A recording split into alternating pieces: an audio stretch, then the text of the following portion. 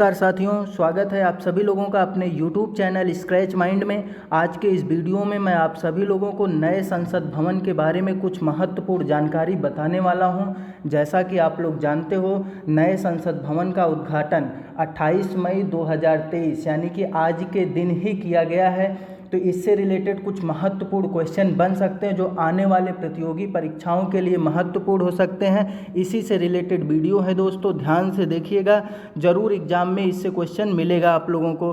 तो पहला क्वेश्चन है, भारत के नए संसद भवन की आधारशिला कब रखी गई थी? तो जैसा कि आप लोग जानते हो, भारत का जो नया संसद भवन बन रहा है, इसका आधारशिला 10 दिसंबर 2020 को भारत के प्रधानमंत्री नरेंद्र मोदी जी के द्वारा रखा गया था। दूसरा प्रश्न है, नए संसद भवन की आधारशिला कहाँ रखी गई? तो नए संसद भवन की आधारशिला भारत की राजधानी दिल्ली में रखी गई।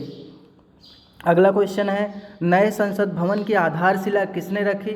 तो आप लोग जानते हो, नए संसद भवन की आधारशिला भारत के यशस्वी प्रधानमंत्री नरेंद्र मोदी जी के द्वारा रखी गई। किसके द्वारा रखी गई दोस्तों? भारत के वर्तमान समय में प्रधानमंत्री हैं नरेंद्र मोदी जी, इन्हीं के द्वारा नए संसद भवन की आधारशिला रखी गई थी। नए संसद भवन का डिजाइन किसने तैयार किया? तो नए संसद भवन का डिजाइन HCP ने किया, यानी कि हसमुख सी पटेल ने किया। अगला प्रश्न है, भारत का नया संसद भवन कितने क्षेत्र में फैला होगा? तो भारत का नया संसद भवन 64,500 वर्ग किलोमीटर के क्षेत्र में फैला है। अगला प्रश्न है, भारत के नए संसद भवन का निर्माण किस प्रोजेक्ट के तहत किया गया है? तो ये दोस्तों, इसको इम्पॉर्टेंट मार्क करना, यहाँ से क्वेश्चन पूछा जा सकता है एग्जाम में। तो किस प्रोजेक्ट के तहत किया गया है? सेंट्रल विस्टा पुनर्विकास परियोजना के तहत किया गया है। अगला प्रश्न है, भारत के नए संसद भवन की निर्माता कंपनी कौन सी है? तो भारत के नए संसद भवन की निर्माता कंपनी टाटा प्रोजेक्ट लिमिटेड है, इसी के द्वारा बनाया जा रहा है नया संसद भवन। अगला क्वेश्चन है, नए संसद भवन की राज्यसभा सदन में कुल कितने सदस्यों के बैठने की व्यवस्था होगी? तो राज्यसभा सदन में कुल 386 सदस्य के बैठने की व्यवस्था की गई है। भारत के नए संसद भवन के संयुक्त सत्र में कुल कितने सदस्य बैठ सकेंगे? तो संयुक्त सत्र जो आयोजित होगा उसमें 1224 सदस्य बैठ सकते हैं। अगला प्रश्न है, नए संसद भवन का उद्घाटन भारत के आज़ादी के कितने वर्षों बाद किया जाएगा? तो नए संसद भवन का उद्घाटन भारत के आज़ादी के 75 वर्षों के बाद किया जाएगा दोस्तों, याद रखिएगा आप लोग। अगला प्रश्न है, नए संसद भवन के निर्माण में कुल कितने रुपए का खर्च आएगा? तो जैसा कि आप सभी लोग जानते होंगे, न्यूज़पेपर वगैरह में पढ़े होंगे, तो नए संसद भवन के निर्माण में जो खर्च होने वाला है 971 करोड़ रुपए का लागत आया है या आने वाला है। अगला प्रश्न है, भारत के नए संसद भवन का आकार कैसा होगा? तो भारत के नए संसद भवन का आकार त्रिभुजाकार होगा। कैसा होगा दोस्तों? त्रिभुजाकार होगा। अगला प्रश्न है, नए संसद भवन की लोकसभा सदन में कुल कितने सदस्यों की बैठने की व्यवस्था होगी? तो लोकसभा में जो सदस्य बैठेंगे 888 सदस्य की बैठने की व्यवस्था होगी।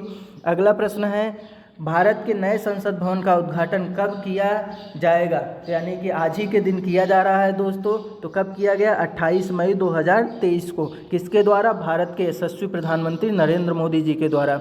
अगला प्रश्न है, भारत का नया संसद भवन कितने मंजिले का होगा? तो भारत का नया संसद भवन 4 मंजिले का होगा। अगला प्रश्न है, पुराने संसद भवन का उद्घाटन किसके द्वारा किया गया था? ये भी बहुत इंपॉर्टेंट क्वेश्चन है दोस्तों, मार्क करना। तो जो भारत का पुराना संसद भवन बना था वो लॉर्ड इरविन के द्वारा इसका उद्घाटन किया गया था। अगला प्रश्न है, पुराने संसद भवन का डिजाइन किसने तैयार किया था? तो पुराने संसद भवन का डिजाइन एडविन लुटियंस और हर्बर्ट बेकर ने किया था।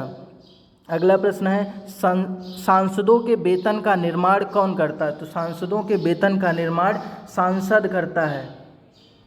अगला प्रश्न है, वर्तमान में लोकसभा में सदस्यों की संख्या कितनी है? तो आप सभी लोग जानते हो, वर्तमान में लोकसभा में जो कुल सदस्य हैं उनकी संख्या है 545।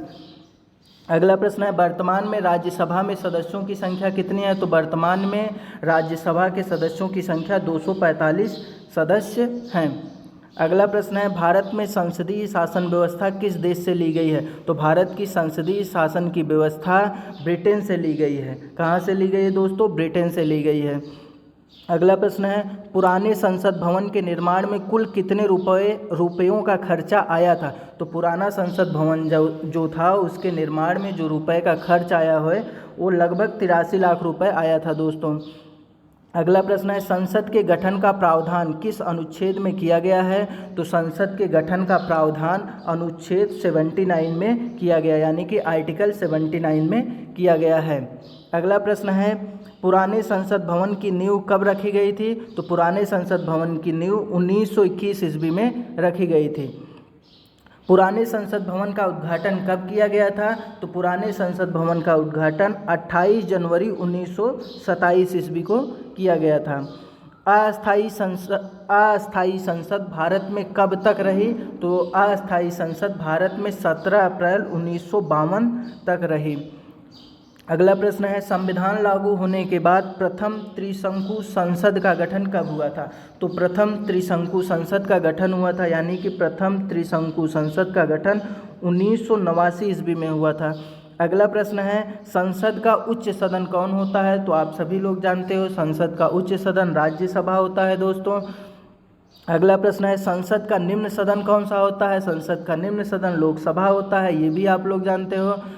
संसदीय प्रणाली वाली सरकार अन्य किस नाम से जानी जाती है? तो संसदीय प्रणाली वाली जो सरकार होता है उसको अन्य नामों से भी जाना जाता है, जिसका अन्य नाम है संघीय सरकार, यानी कि क्या है दोस्तों? संघीय सरकार।